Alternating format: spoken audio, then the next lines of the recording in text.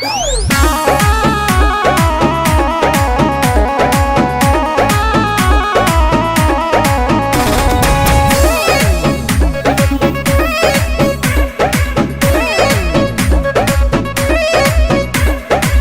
स्वर के गईलो जब सैया जी के पास, मिलन वाली रात भइल बात कौन खास। का हो का भइल?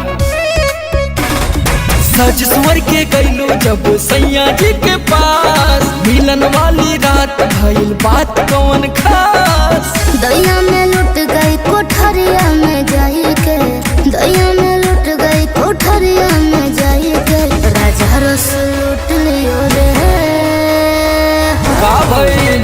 रसगुल्ला खिलाई के।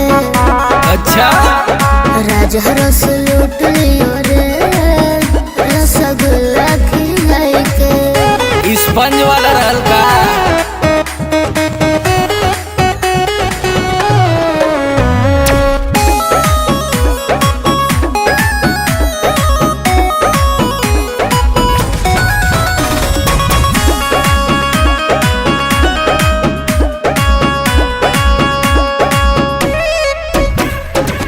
गोट गोट पी गइल दूध के गिलास रे, तोहरो मिटावले होई पियास रे।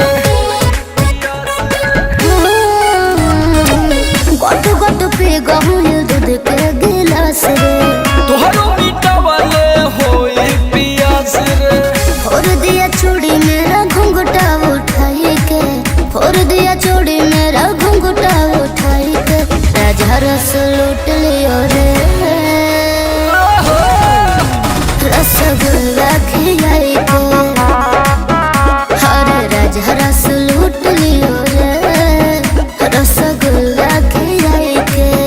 अरे तब तो तारो के मजा आई होई।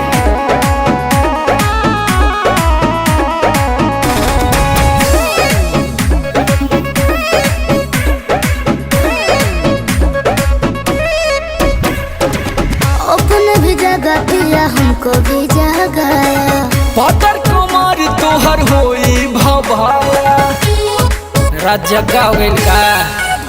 हाँ अपने भी जगह दिया हमको भी जगाया, पातर कुमार तोहर होई भवाया। दिल खुश कैले समर को रसोताई के, धन हो गनी नितिन लौकी के पाई के, राजा रस लूट लियो रे।